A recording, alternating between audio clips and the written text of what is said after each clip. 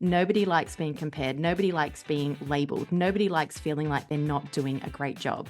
You can do all of this by setting expectations, setting boundaries, creating consistency, by having discussions, by creating a classroom culture. You don't need a big piece of paper to put X's or move people up rockets, whatever it might be. Welcome to Rainbow Skies for Teachers, the go-to show dedicated to teachers who want to make a big difference in education. Whether you're in your first few years or well into your teaching career, we are here to inspire, support, and empower you with bite-sized tips, simple strategies, and the motivation to lead an education revolution, one classroom at a time. We're Ashley and Alicia from Rainbow Sky Creations, two Aussie teachers who love all things teaching and learning. We are here to help you thrive as you work toward making an impact in your students' lives while loving your life as a teacher. We are here to help you bring joy, simplicity, and creativity into your classroom on the daily, because there are rainbows ahead, my friend, and together we're unstoppable. Let's get into today's episode. Rainbow Sky Creations acknowledge the traditional owners of the land that we record this podcast on, the Dharawal and Whadjuk Noongar people. We pay our respects to their elders past and present and extend that respect to all Aboriginal and Torres Strait Islander cultures. Welcome to episode 66 of Rainbow Skies for Teachers. I'm so glad you've stopped by to have a little listen to what Ashley and I are going to be chatting about today. And we're not spring chickens, and we've been in the classroom for a while. So, Ashley, when you wrapped up your beautiful teaching career and delved headfirst into Rainbow Sky, how many years had you been in the classroom? 16 years. And I still kind of feel like I'm a teacher. I still count the years like I'm a teacher, but I'd been in the classroom for 16 years when I wrapped everything up. Yeah. And I was just wrapping up. I would have been going into my 14th year because I wrapped up when I had my first baby. Oh my goodness, who's now a 4-year-old. And if we went back in time to our first year of teaching, there are many things we would do differently. Would you not agree? Oh, so many things. And we're going to talk about some of these things today. Now, some of them may be on the controversial side, or some of them you might not agree with, but this is just from our perspective. And take into account too, we're going to give you some things that we wouldn't do if we were teaching in the classroom this year. We aren't teaching in the classroom and we don't have to answer to principals anymore. Thank goodness. Keep that in mind as we're talking about these things as well. Like, some of these things might not be things that you can necessarily do, but it's also food for thought when you're talking about schools as well. And sometimes just starting that conversation and planting the seed might be the way to bring up that conversation in your school about things that might not be going quite right. So we're talking about things we wouldn't do in the classroom if we were teachers this year. That's it. And if you're in a situation where you've been at the same school, like you might have been at the same school for 5 years, 10 years, 20 years, and things have been done a certain way, but there's this bit of your gut instinct that's telling you that actually, why are we doing this? So think of this exactly like Ash said, of taking food for thought, and maybe it could be a conversation starter with your administration to kind of question, why do we still do that when so many teachers don't find it resonates with them and their pedagogy? So yeah, let's dive in. Yeah, a bit tricky, but we can do it. Okay, the first one. This one you're a big believer in, Alicia. 100%. Emails late at night or on the weekends. I will never, ever, ever, ever connect my email to my phone. And I always turned off notifications on my laptop or whatever my computer was when I started a new school. Now, I was not that teacher who was at the same school forever. I was moving schools every 2 to 3 years during my career. So it was always a first port of call of going, I'm going to turn my emails off, because that is the distraction. I'm using my laptop throughout the day for my teaching slides, for delivering my lessons. And if I've got a bloomin' email popping up, it instantly distracts me. And then you've got students in your class who are bloomin' Hawkeyes, and they see it and they're like, oh, what's that? And then they're off track. So I would always allocate times throughout the day to check my emails. Start of the day, in the middle of the day when I maybe had a dot period, or if I saw something urgent had come through that I just need to follow up on, and definitely at the end of the day. And then that was it. When I walked out of that classroom, I was not checking my emails. Oh my gosh. I think this is one that all teachers can actually take on board. We said at the beginning there's going to be some that you might not be able to, but this one is one that we can say no. The boundary is after this particular time, after 4 o'clock, after 5 o'clock, I'm not checking emails and I'm not checking my emails over the weekend. I once worked at a school that sent out a weekly staff newsletter on Sunday night, and you were expected to read it ready for Monday. And we had an interview with Amy Green about teacher wellbeing, and she was saying that has to end. We need to be sending out emails to staff about the week well in advance, on Wednesday or Tuesday the week before, so that teachers can get themselves prepared. We don't like to throw things on our students, and we don't deserve that as adults either. So if your school is one of those schools that sends out something on Sunday night and expects you to read it, I challenge you to go back and say, no, we need more time to get prepared and ready. Oh, good luck with that. But I think that if you had a team of people that came and said, we could do a better job if we didn't have this email on a Sunday, then go for it. And one thing I would always do is just try and hold it and read it on Monday morning. I felt like I was in a rush then, and that wasn't great for me, but it was better than infiltrating in my own personal life. I think you hit the nail on the head there, where you said, if you've got something that you want to raise, there is power in numbers, but there's also, you've got to have a solution. You can't just grumble about it and not have a solution to it. So if you're like, I find this really stressful, I know there's other team members that do, would it be possible for us to get it on a Friday or a Thursday or whatever it might be? I definitely, that being said, I know there is administration out there who is doing an awesome job at limiting the amount of expectations for teachers to be checking emails. We do get teachers who sign up to our email list on their teacher email, and we will get auto replies. We'll say, I am out of the office. It is the weekend. I will not be checking my emails, or I check my emails between 8 a.m. and 5 p.m. Monday to Friday. And I honestly applaud that teacher and who they're working under and say, thank you. Thank you for setting healthy boundaries for educators, because we take a lot on our plate and we don't need to be taking on electronic mail. Honestly, we don't. No, especially when a lot of it you're just sifting through words. Yeah. Like a lot of it isn't important. And I know some teachers will say, but what if it's like a really important thing? If someone needs to get in contact with you about something that is desperately important, they will call you. Like your admin will call you and Or contact they will you that way. appear at your door. And I think that leads into our next one, really, doesn't it, Ash? Oh, the next one. Now, I did post this on TikTok and I got a lot of pushback on it, but I'm going to stand by it. And it's along the lines of communication, not answering my class phone every time it rings. Now, I know there are important messages and we need to get through to people in the classroom, but your phone is not the most important thing in the classroom. Your students are. And every time we go and answer that phone, we're giving our students the message that they aren't number one. That's the first thing. But the second thing is I've worked in classrooms where that phone has just rang and rang and rang, and it's just interrupting the flow.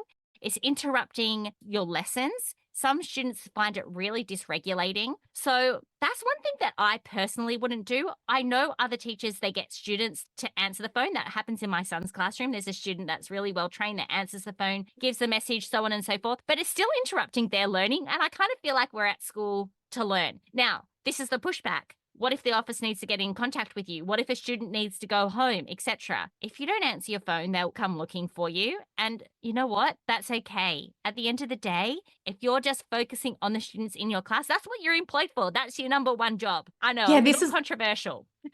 Look, I'm just more gobsmacked because I couldn't tell you the last time at my school we had a school phone. I didn't really know how to use it. No one rang us on it because the school culture was, we kind of honor that classroom time. So if anything was sent, it was an email. If it was really, really urgent and they're not getting a response, someone's coming to your door. If kids needed to go home early, the parent would rock up at the door and we would have, but it's all dependent on the school and the policies. And yeah, things changed in COVID, and it was more so that we kind of had to know in advance, or, someone would come to the door and go, hey, so-and-so's mum's here, they need to go. Another thing as well is that we would have a system where we would just have a laminated sheet of like the class is, and we just put on there, the class is in the library. If we're not there, we're in the library. So you come find us. And yeah, you know what? It's going to take some time out of your day. But if it's really, really urgent, you're going to come find us. I think the most irritating thing is if my phone was ringing excessively and it was things like a blah, blah swimming kit is up here and blah, blah's lunchbox is up here. If it's that sort of stuff, I'm 100% on board with you. I don't think it's necessary. Like, honor that learning time. Like, come on, people, like honor educators and what we offer and the amazing service that we provide and love that we do in the classroom, and don't just interrupt us willy-nilly because you want to get something off your to-do list. Yeah, it's really hard being interrupted because it's hard having a whole class and keeping them engaged as it is. And then as soon as that interruption comes in, we've all had that class that just can't cope with the teacher being interrupted like that all the time. And Yeah. that's exactly what I'm talking about. Phone calls about, oh, we've got the lunchbox here, or they forgot their hat, or they need to go home early. I went back to school after maternity leave with my first child, and I went and taught this gorgeous year 2 class, and I was like equal parts excited and nervous. I'd only been off for 12 months. I was teaching full time. I went and had him, came back after 12 months. I was job sharing with a really good friend of mine. So I felt really well supported.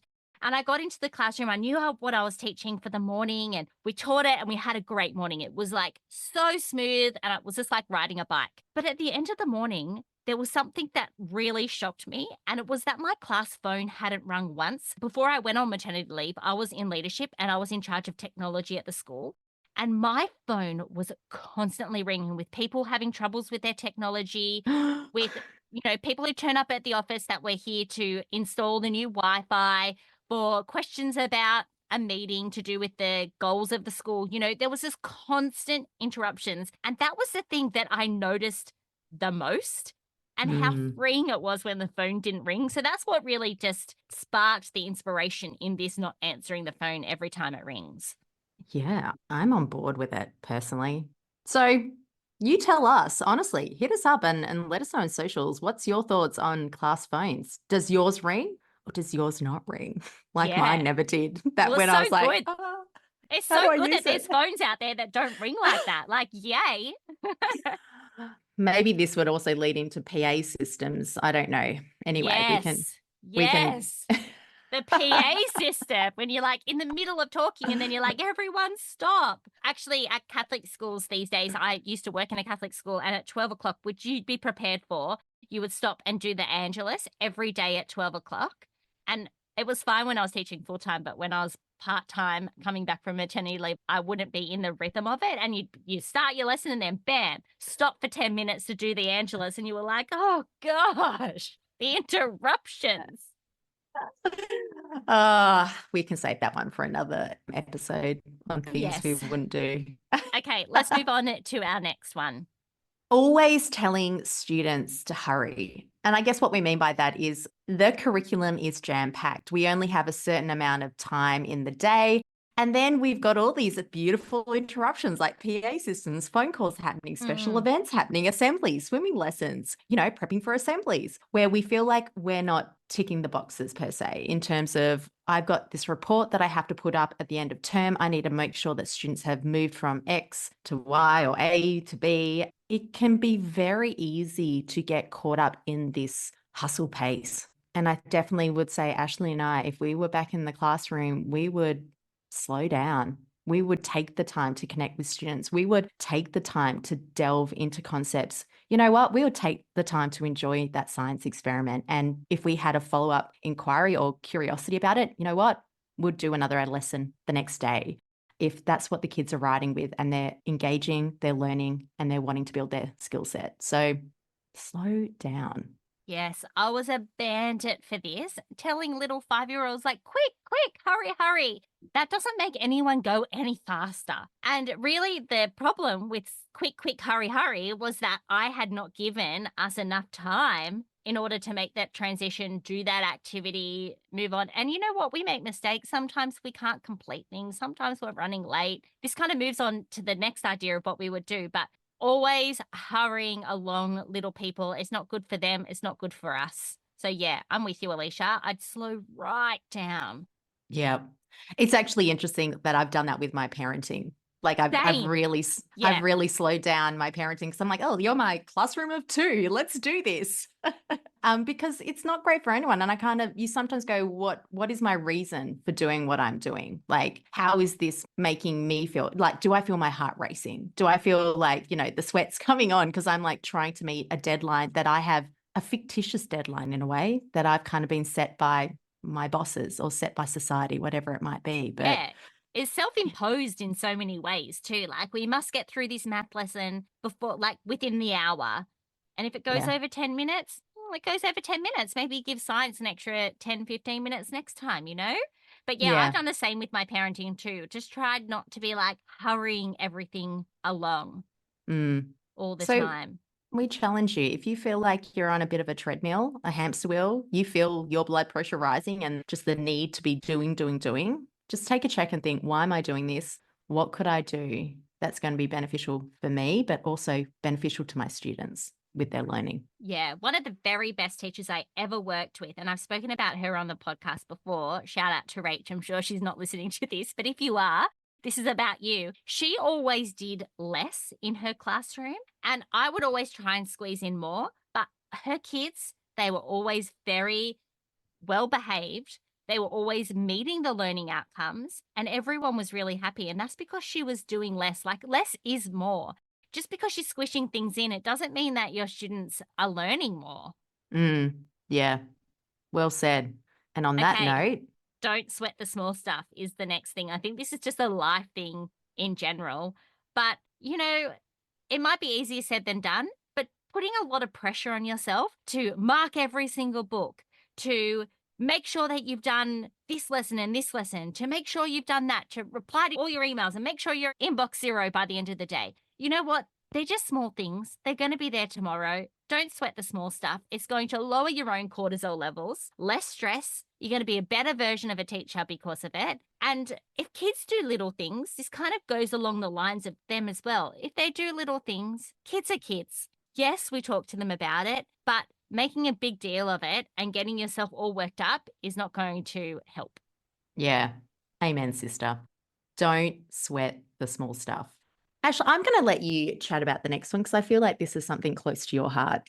Yeah, it's something that I would do. And I actually saw on TikTok the other day someone saying that they would never do this, but I'm still going to share it. And it's something that instead of saying something that we wouldn't do in the classroom this year, it's kind of something that we would do. And that is silent reading. When we have our students sitting down and silent reading, I would bring a book and silent read with them. And that is just wonderful, beautiful modeling. I started this in my very, very first year of teaching. I was teaching this year 4 class. They were so gorgeous. We had just one of those standard classrooms, like no doors that opened up or anything. It was just a standalone classroom. I had the tables in groups and I would just grab a chair, put it right in the middle of the floor where they would come down and sit on the floor. And I'd plonk myself there and I would read a book while they were reading. They loved seeing me read. They'd often ask what I was reading. I enjoyed it, but it was just really good modeling that we're reading for pleasure. It's not just a thing that we've got to tick off the list. Yeah, I wish I did this. I love reading. I do it every night before I go to bed. Reading is such a huge part in our family. And I probably didn't do this because I was prepping for the next lesson. Because I was a bit disorganized. Which I think a lot of teachers do that. And I will say, when I did this, it always slipped when I was feeling stressed. Because when I was feeling stressed, I was like, oh, I'll quickly do A, B, and C, or I've got to quickly deal with this child and this problem. But I guess going back to that slowing down, not sweating the small stuff, and sitting and reading. And maybe you only do it 3 days a week. Maybe you get your students to come in the first thing in the morning. That's when I always did it. They came in, got themselves settled, started reading. Maybe you're only doing it on Mondays, Wednesdays, and Fridays, and they're getting that modeling. And then the other 2 days, you're getting yourself organized and preparing. But it's not something to make yourself feel bad about. I actually even do this with my big kids at home now. On a Sunday, I love to read. I get my second coffee. We come home from breakfast and I say to them, go get your books. We'll all read together. And there's just something about sitting there reading together that, I don't know, spurs them on. Yeah. And like we said at the start of this episode, we're raising these to kind of just be food for thought, just to think, actually, does this resonate with my teaching style? Would I like to start trying this? And we say, yeah, if you do, give it a go. Put it on the to try list for 2025. Yeah, there is definitely something communal about reading together or doing an activity that doesn't involve having technology. I see on socials there's a really big movement in parts of Europe of cafes that kind of be like electronics not allowed, and it's people going in there to read, people going in there to knit, to crochet, to play a board game or a card game, and just really bringing back that connection piece. So yeah, give it a try. You know what? I would probably do, definitely on this train of thought, something like if we had a class puzzle, I would sit down and do the class puzzle with the kids. Or if Yes. we're doing board games, I would get in there and I would play a game with the students, because you know what? It's something that brings me joy, and it sees the kids, you're connecting all together, which is always our big piece at Rainbow Sky, that kids first, connection, getting to know them. So I really like this one, Ash. Do you want to know what the pushback was on the person that said don't do it? Yeah, go. Tell us. It's interesting because they said they would never sit down and read while their students were reading because we are at school as teachers to work, not to read for pleasure. Now, I kind of see, like, logically, yeah, okay, I kind of see that. But then, like, what about the modeling piece? That's more important than the, inverted commas of working. I feel it's a little harsh. I sometimes wonder if I was walking by that classroom and I saw a teacher frenetically working on a laptop when the kids are all reading, or I saw a teacher sitting in the middle or in the front of the class with their own book and everyone reading, what would you think? And I wouldn't think any less of the teacher who's reading with those students and say, oh my God, they are skiving off and they are just using that time for doing something for themselves. I'd actually probably My think brain would more think of that teacher. I think that Yeah. if I walked past and saw the teacher reading, I'd probably think, wow, that's impressive. Yeah. So sometimes I guess we got to think of it from those different perspectives and be like, if you did see that, what would you think? So there you go, whoever that was. Have a think about that. Yeah. If only I remembered that TikTok handle. Probably unfollowed them. Okay. The next one. The next one is calling parents to inform them of just great things their kids are doing. Most of the schools I've worked at, the beginning of the school year, whether it's within the first 2 to 6 weeks, you're sitting down and having a chat with parents in that first term. You've got parent meetings. You're finding out what their goals are for those students, or what you're striving for as an educator that you've noticed in that time with that student. And it's something I started to do a lot more in the last few years of my teaching, was to call parents about something that was on their mind. I knew they were concerned about their students' proactiveness in the classroom, participating, and just giving them a quick phone call and saying, hey, I just wanted to touch base to let you know that, Ash has been doing a really great job and sharing her thoughts and blah, blah, blah. Now you might be there going, oh, but that's just unattainable. I can't do that for every parent. And I agree, you might not have the capacity to. And I always found there were parents who would prefer an email. And I knew there was a handful of parents, like maybe 5 to 8 parents, who would really love a phone call. And so I would phone call them and I would send emails to other parents. Yeah. And I guess it's not about just calling when something goes wrong. It's Yeah. about touching base when things are going right too, and just building up that communication. A long time ago, this really stands out in my mind. I was tutoring a little boy in Dubai after school, and I'd go to his house 3 times a week to tutor him. Alicia probably remembers you tutor for hours and hours. It was very different to how things work here in Australia. You get provided meals and things too, which was really awesome. Anyway, one day we were sitting in the dining room and we were playing a times table game. And his mum came in, and I actually very rarely saw his mum. It was often his nanny and his driver that I spoke to. And she said, I just got an email from the school. And she read it out. And I remember at the very end, it just said, well done, and the child's name, and just how the mum read it. It just sticks in my mind about how proud she was of him.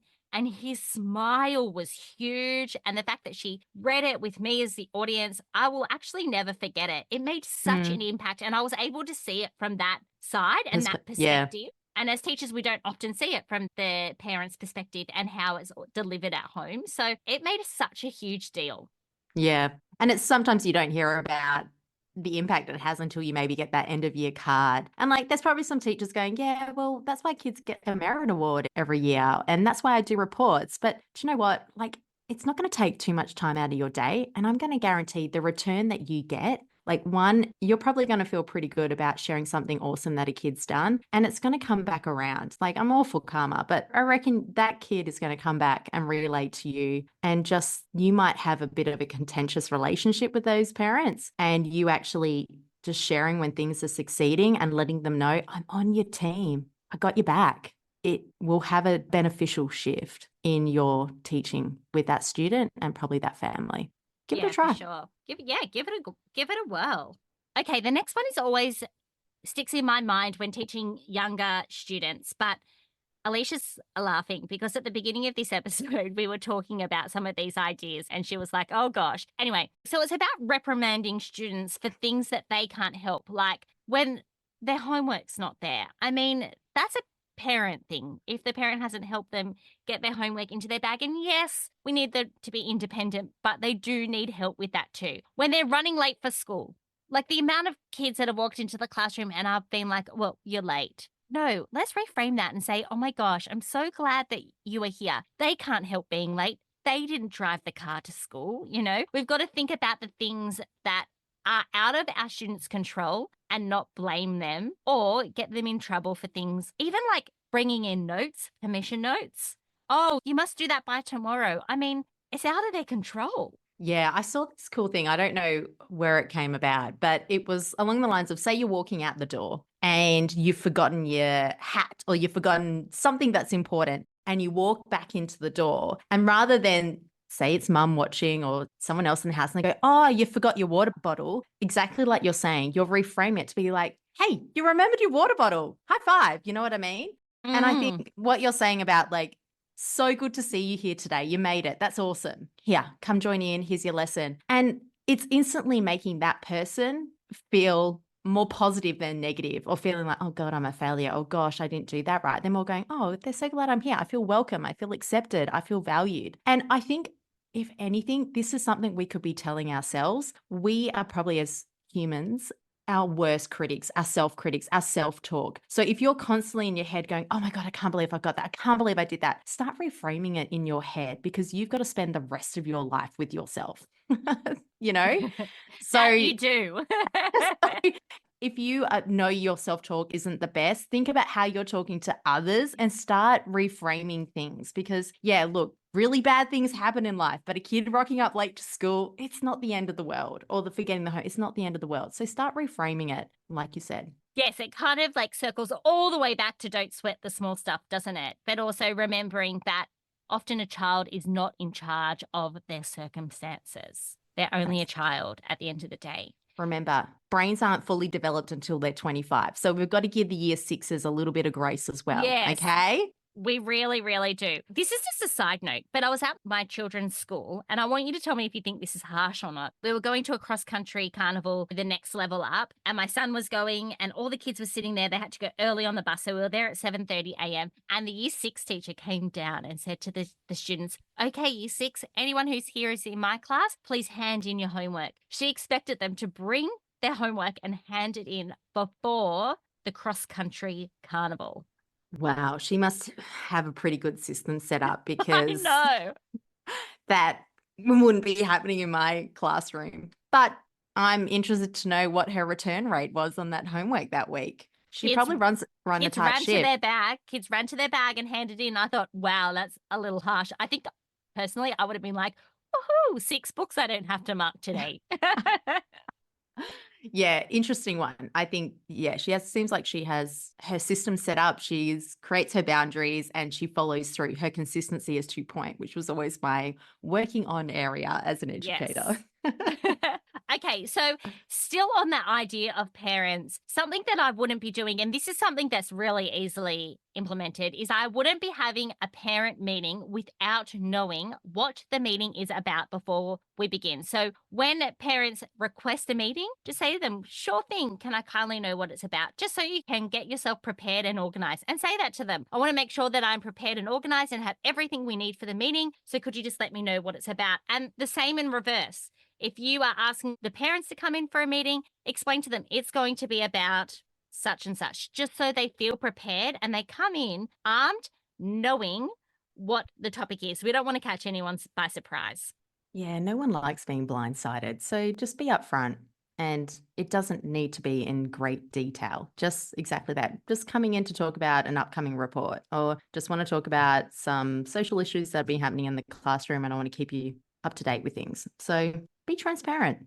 Yeah, and it'll set up that culture too, so that you won't be asking the parents, what's this meeting about? They'll be saying to you, can I meet with you for 5 minutes? My child's having some trouble at home. Yeah, perfect.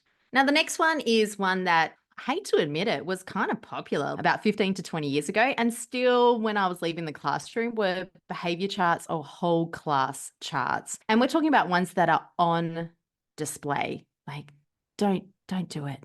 It's not great for anybody. Nobody likes being compared. Nobody likes being labeled. Nobody likes feeling like they're not doing a great job. You can do all of this by setting expectations, setting boundaries, creating consistency, by having discussions, by creating a classroom culture. You don't need a big piece of paper to like put X's or move people up, rockets, whatever it might be. Yeah, writing names on the board for the whole class to see. Oh, yeah. Yeah, that one was brutal. I'm Yeah. getting flashbacks to my childhood. It happened to my son the other day. He came home and he said, Mum, he had a casual teacher and he said, Mum, my name got put on the board today. And I'm like, oh, why? But also, this is a big word, but it's humiliating for children. And I know that that is a very powerful word, but we've got to remember that when we're calling them out in front of their peers, it can feel really bad. And you know what is not great for learning? When you're feeling really bad. So the Yeah. better thing to do would be to connect with that student individually. And I'm not saying it's easy. It's not. It's really not, especially when you've got a class of 30 kids. But if you build that in as the classroom culture and build that classroom community from day one, it will definitely help. Yeah, nobody wants to feel shamed. It's hard. And if you're a casual teacher and like, well, how do I set those standards? I used to just pop a post-it note on every single class desk, get the kids to write their name. And rather than going around and being like, you're not doing a great job, just going around and giving students a stamp when I recognize they're making that great choices to let them know I am watching. I'm validating you for being the best learner that you can be. And it's just something that they could keep track of if they wanted to. Or once you're in that classroom for a while, if you have a chance of going back or you be at that school for a while, they get to know what you are like as an educator. So there are other ways to do it. And I know we all have bad days. We have bad days sometimes where we are just at our wits' end and we don't know. And our instant go-to is the humiliating path. And we probably, have a level of empathy, feel a bit bad about it the next day or that day because we can reflect and go, oh God, that was like not a great teachable moment. But remember, every day is a reset. So if you've done something like this in the past, or last year you went down the path of like whole class charts and you're like, maybe that might be a different approach to take this year. It's okay. You can reset. You could totally reset and change it up. Maybe just make that one of the things that you're going to focus on. Try and find something new that works for you and works for your class. Yeah. Okay, for sure. let's lighten it up a little bit. I feel like we've spoken about this many times before, or people already know our vibe on this one. But if we were teaching in the classroom this year and we were allowed, this is in brackets, we would not set any homework. Yep, no homework. We are not believers in it. I think even studies are coming back to show that there's no beneficial gains in doing copious amounts of homework, any homework in the primary years. Like high school is a different story, middle school, a bit of a different story. But look, oh my gosh, homework. We've always talked about this. If we had to set homework, it would be something that links with what they've been learning in the classroom. It would be a game. It would be an activity that is building connection at home. But we know home life is busy. We know families are busy. We know kids have extracurricular activities. There is learning happening in those extracurricular activities. So give kids a break. Just be like, I want you to enforce a love of reading, tick. If you are coming into my classroom as a lifelong learner, you are curious and you want to learn, tick. That's your homework. Yeah, I agree. I think it can often just be busy work. So what's the point? There's so much pressure on families too. We spoke about reprimanding kids for things that they can't help. Well, family life, they can't help either. And homework, in my opinion, is not inclusive because not every child goes home and has that same experience where they've got an adult there to help them with their homework. It might even just be as simple as they've got crying baby twins in their house and they've got to help mum, get that organized, or they might have working parents. I mean, there's so many different factors with home and homework. And I think that sometimes we're setting our kids up for failure when we're asking them to do things that really isn't going to move the needle forward. So why are we asking them to do it?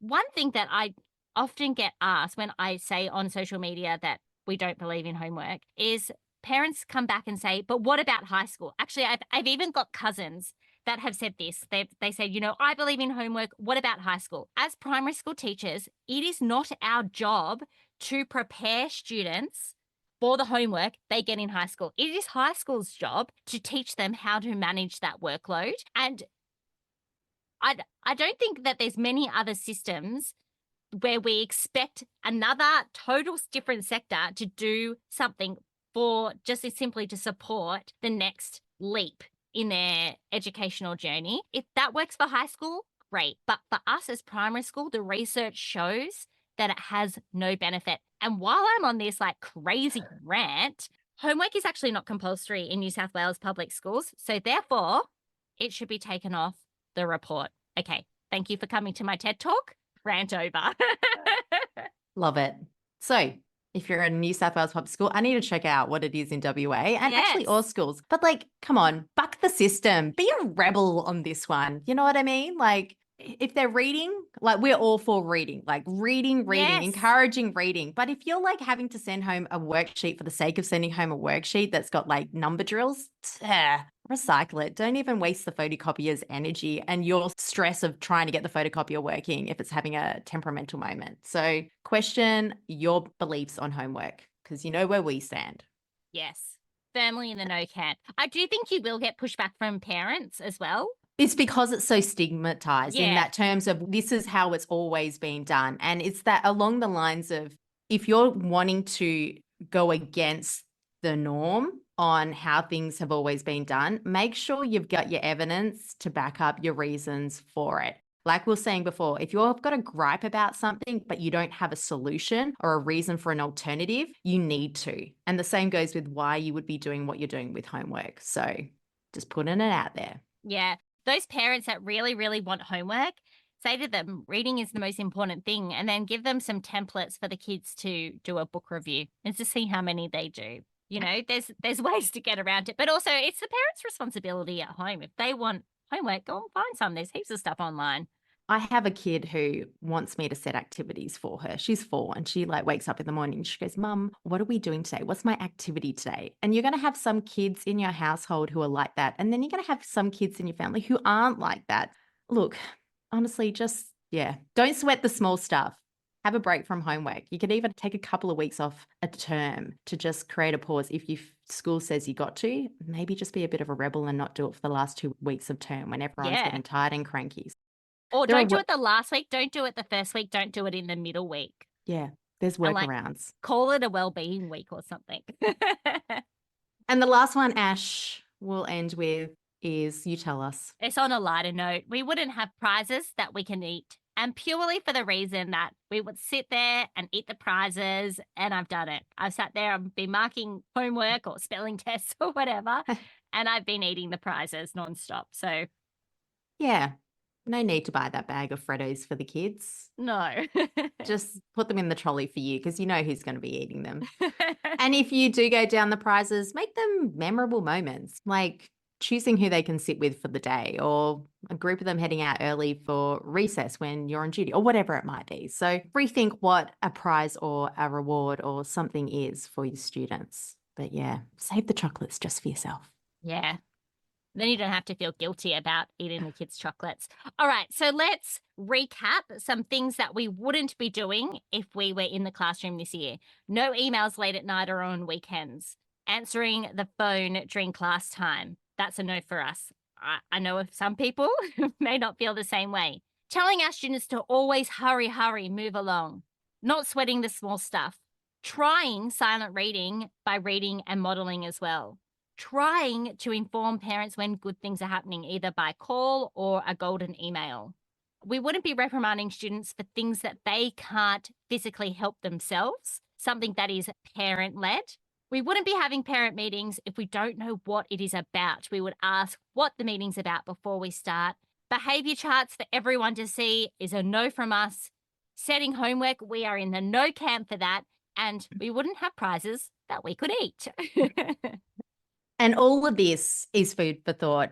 Let us know on the socials. Send us a DM if any of this really resonated with you, or if you actually want to question our thinking. We are always open to discuss things. Now, if you love hearing advice, tidbits, or thoughts on like what I wouldn't do, we have this ebook that is best teacher advice. We got in touch with our teacher community and they shared with us their pearls of wisdom on organization, compassion, growth mindset, and we collated it into a lovely little ebook. So if you're wanting to know the words of wisdom of teachers who have walked the path before you, you can download a free copy and we'll pop the link in the show notes. Yes. And the other thing we'll pop in the show notes is our interview with Amy Green, who is a specialist in teacher wellbeing. And she spoke a lot about those Sunday night emails, setting boundaries, and things that we spoke about today. She talks about in a real academic but understandable way. So we'll pop the link to that episode in the show notes because it was well worth a listen. We have loved having you here today, and there are rainbows ahead, my friend. And together, we're unstoppable.